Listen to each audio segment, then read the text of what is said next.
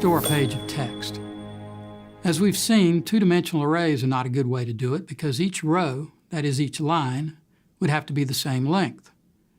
Storing it in a single string is not appealing either because you can't easily access individual lines. We could store each line in a separate string, but then how can we group these lines together? Wouldn't it be great if we could create a vector of special objects that would link somehow to each one of these strings? Well, it turns out that we can. But what are these special objects? Well, they're called pointers. To understand what pointers are, we have to take a step back. Each variable, be it a scalar, a vector, an array, a struct, or anything else, is stored in the memory of the computer, and each memory location has a unique address. You can think of a computer memory as a very, very long vector of memory cells, and the address of a cell is the index, that is a positive integer starting with 1. Consecutive addresses indicate neighboring memory cells, and a pointer is simply a variable that stores a cell's address. To make it just a tad bit more confusing, though, MATLAB calls a pointer a cell. And MATLAB doesn't allow you to treat a cell as if it were a number. There are strict rules on what you can and cannot do with cells.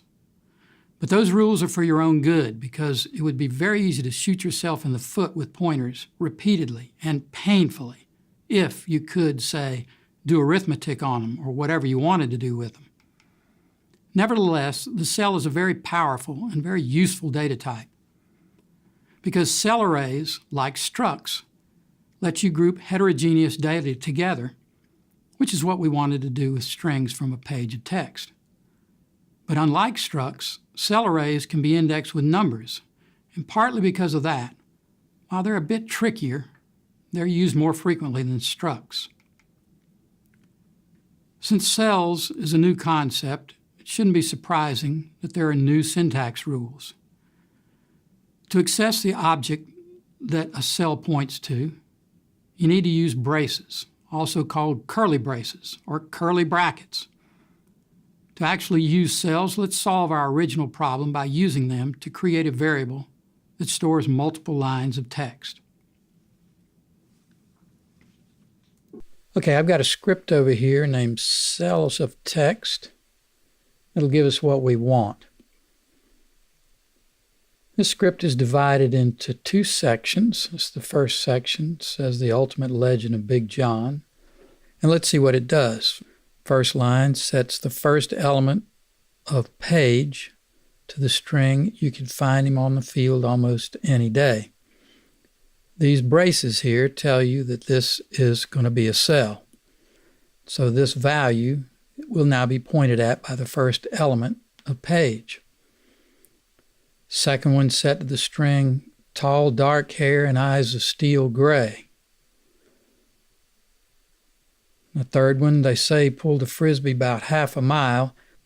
You'll see this pair of single quotes here, and you'll remember that two single quotes together inside a string translate into one single quote. In the fourth and the fifth line, you see another one of those pairs, and when he'd stick it in the corner, you could almost catch a smile on Big John. Must be quite a guy. Anyway, let's run the first section. Of course, you remember how to do that. You just click Run Section. You don't see anything happen because every single one of these assignment statements has a semicolon at the end of it. But something must have happened. I think Page should have gotten a value. Let's check that out with the function whos. Sure enough, it's a 1x5 array, in other words, a vector, a row vector, of type cell. We can access individual elements of page by using braces. There's the first element. You could find him on the field almost any day. Let's look at the fifth one. What's in 5? Well, it's pointing at the string on Big John. And to double check whos, let's get the type of page with the class function. So this, of course, means that each element of page is of type cell. But as we said, each element of page points at something else that can be of varying size and or type. In this case, the sizes of the elements are different. Let's look at a couple of them. Let's look at the first one. Notice I've put the braces here. That means we're going to access the thing that the first element of page is pointing at. And its type is char.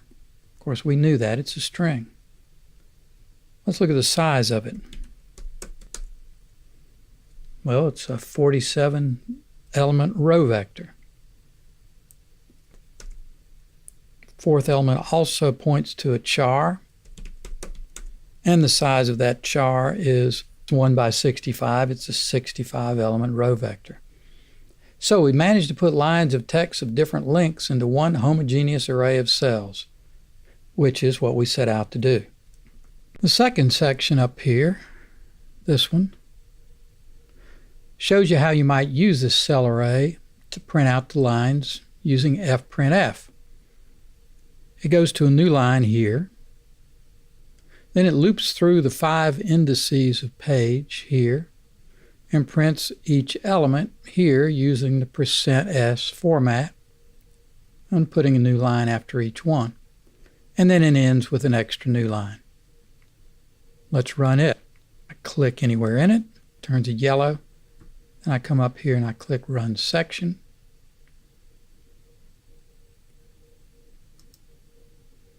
And here's what we see.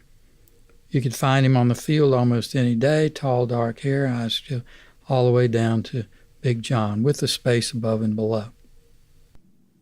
As you might have guessed, cells are not just for strings. Let's create a cell array that refers to truly heterogeneous data. First, we call the cell function to create a blank 2x3 cell array, where blank means that each element contains the address of the empty array. Each element is said to point to the empty array, as indicated by the arrows.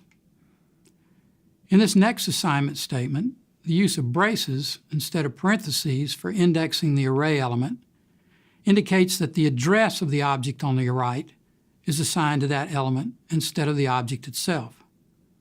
In this case, the function pi produced that object, a scalar, which was then stored by MATLAB at a newly allocated memory location. The address of that location is then assigned to the element 2,1 of the cell array P. Thus, element 2,1 now points at pi. It's important to take a minute here to emphasize that even though P now refers to heterogeneous data, namely an empty array and a scalar, which are of two different types, the array P itself is still homogeneous. The MATLAB cell array model allows individual elements to point at different types, but the elements themselves are all of the same type, and that type is cell. The next command is P left brace 1, 1 right brace equals int 8 of -17. Again, following the cell model, as with the previous assignment statement, the braces on the left mean that the address of the object on the right is copied into the element 1, 1, not the object itself. And as before, the address refers to a newly allocated location in memory. In this case, MATLAB has stored -17 at that location, encoded as an int 8. And we can do more than empty arrays, a double, and an 8-bit integer. Here, MATLAB allocates a new location in memory to hold the string awesome, and then makes the element of P on row 2, column 2, point to it. We show the pointer directed at the first character of awesome because the address used for a vector or array or anything that occupies multiple cells in memory is that of its first element. Next, we create a 3x2 array of doubles and assign its address to the element 2, 3 of P. Again, we show the pointer aimed at the first element, element 1, 1. But in fact, it makes no difference what element it points at because MATLAB doesn't allow you either to look at the numeric address or to change it. As we mentioned earlier, MATLAB maintains strict control over its pointers. In this statement, braces are used differently. When they're not on the left side of an assignment statement, braces indicate that the object pointed at by the element is to be retrieved instead of its address. Thus, in this case, P brace 2, 3 brace retrieves the 3 by 2 array pointed at by element 2, 3 of P. That array is then input to sum, and sum does what it does with any array it receives. It adds up each of the array's columns and returns the sums in a vector. From this point forward, the process is the same as for the other assignment statements above. MATLAB allocates a new memory location to store the vector from sum. Then the address of that location is copied into the element 1, 3 of P. Notice that we use braces twice in this last assignment statement. On the right, we use them to retrieve a value, and on the left, we use them to store a pointer. All of these uses of braces are necessary. If we were to try using parentheses, MATLAB would complain, in red letters. The lone cell that still points to the empty array is changed next. We create an inf of type double by dividing 1 by 0. MATLAB stores the result in memory, and then braces are used to point element 1, 2 at it. With that, we have a nice little cell array that refers to two types of scalars, one string, a double vector, and a double array. And it might show more clearly how it can be possible in MATLAB to construct an array that refers to a set of data of multiple types, despite the fact that MATLAB, like almost all other languages, supports only arrays whose elements all have the same type. And what is the type of P's elements? Well, we can call the class function to answer that question, and the answer is cell, as expected. But if we use braces to retrieve the object pointed at by one of P's elements, in this case element 1, 2, then the class function tells us the type of that retrieved object. In this case, the object is the scalar inf, which happens to be of type double. But if we use normal parentheses when indexing that same element of the cell array, then we're referring to the cell itself and not the data that it points to. So the class function returns cell. That's the difference between using parentheses and braces when it comes to cells. Well, here's a tricky one. We use both braces and parentheses, but it's all good. First, P brace 2, 3 brace retrieves the object that the cell at index 2, 3 of the cell array points to, and that object happens to be an array of doubles. Then the parentheses, with the indices 3 and 2 inside them, are used to index into that array. And this array indexing works as it normally would. It retrieves the second element on the third row, which is 12, as shown in the figure. Nice. Now let's see some more examples. The most important concept to remember is the distinction between a cell and the object it points to. MATLAB uses various notations to indicate that the elements of a cell array are not actually arrays, but are instead pointers to arrays. For example, it encloses all numeric arrays in square brackets, and it encloses a string in single quotes. That notation is supposed to say to the user, these are pointers to respective objects, not the objects themselves. For example, let's create a cell array of 2 cells.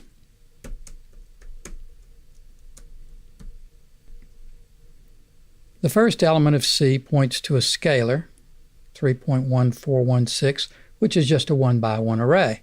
And to remind us that the first element is a pointer instead of a 1 by 1 array, it puts that 1 by 1 array inside brackets. The second element points to a string, and to remind us that the second element of C is a pointer to this string and not the string itself, it puts the string in quotes. Now, instead of assigning a value, let's just look at the values in these cells. Once again, we use these braces here, sometimes called curly braces, to look at the object that the given cell points to instead of to set the object that it points to that we did up here. And so we get the object that it points to. Here it's the number, here it's a string. If we use regular parentheses, on the other hand, we get something different. You notice the difference? Here we got the brackets saying, yes, we're looking at a pointer here. Here we got the quotes saying this is a pointer to a string. But up here with the braces, we got the sort of thing we ordinarily get when we look at a number, just the number, with no brackets. And we get the same sort of response when we look at a string. It's not indented and there's no quotes around it. But when you use regular parentheses with a cell element, you're asking to look at the cell's pointer. And as above, MATLAB indicates this with brackets for numbers here and quotes for strings. So when you see no quotes, you're looking at a string. And when you see quotes, you're not. Feels like we're in Bizarro world here. But anyway, that's how MATLAB shows you that the object that you've requested is a cell pointer. It's subtle, but now you know what it means and how it works. Another subtle detail about cells is that MATLAB doesn't allow two cells to point to the same object. Let's look at a simple example here.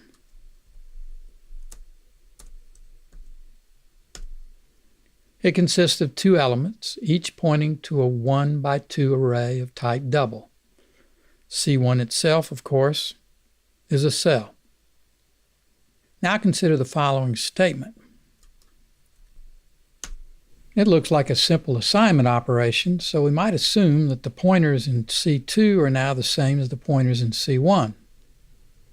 That would mean that they both point to the same objects. In fact, that's how it appears if we look at these objects.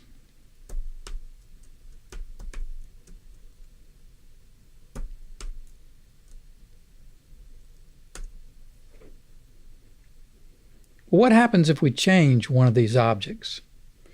Let's change the object at which C111 is pointing. The first element of C1 is now pointing at some nice fresh strawberries. We know it's a pointer because there's quotes around it. If C211 contains the same pointer as C111, then when we ask MATLAB to show us what it's pointing at, we should find those same strawberries. Let's try it.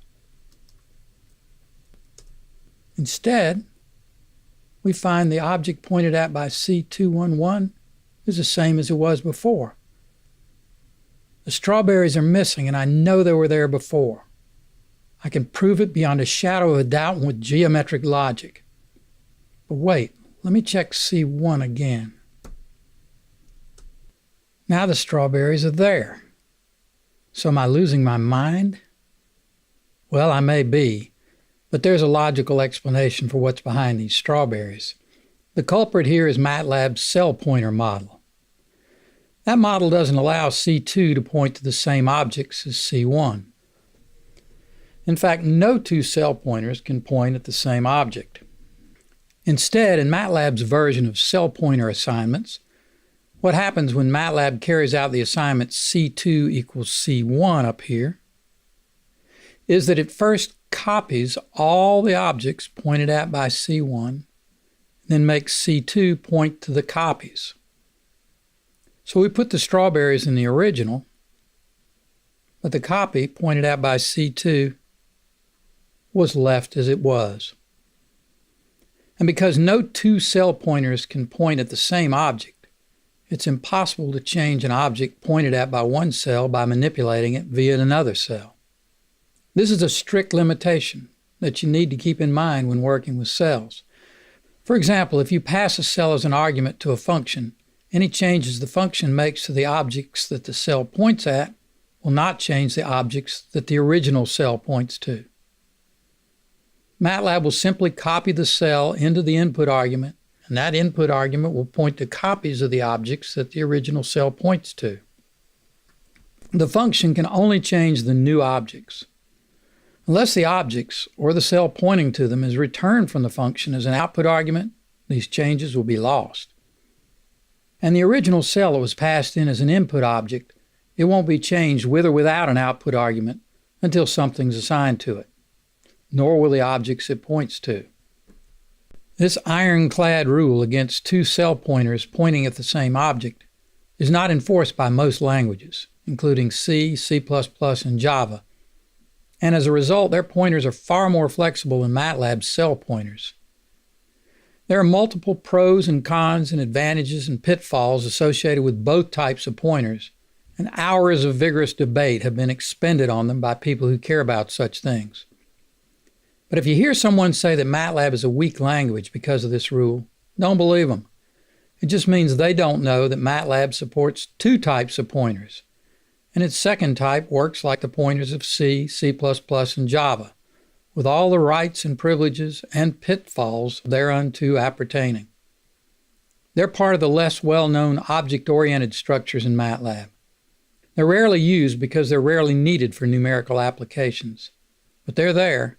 If you want to learn how to use them, they're taught in Chapter 3 of the textbook. Here's some built-in functions that are useful for working with cells. To understand them, you really need to try them out on your own, and I encourage you to do that. And in conclusion, let me just say that cells and cell arrays are essential in many real-world problems that you may run across in the future. You'd be wise to invest the time you need to learn the concept well. And a wise investment now will pay dividends in the future.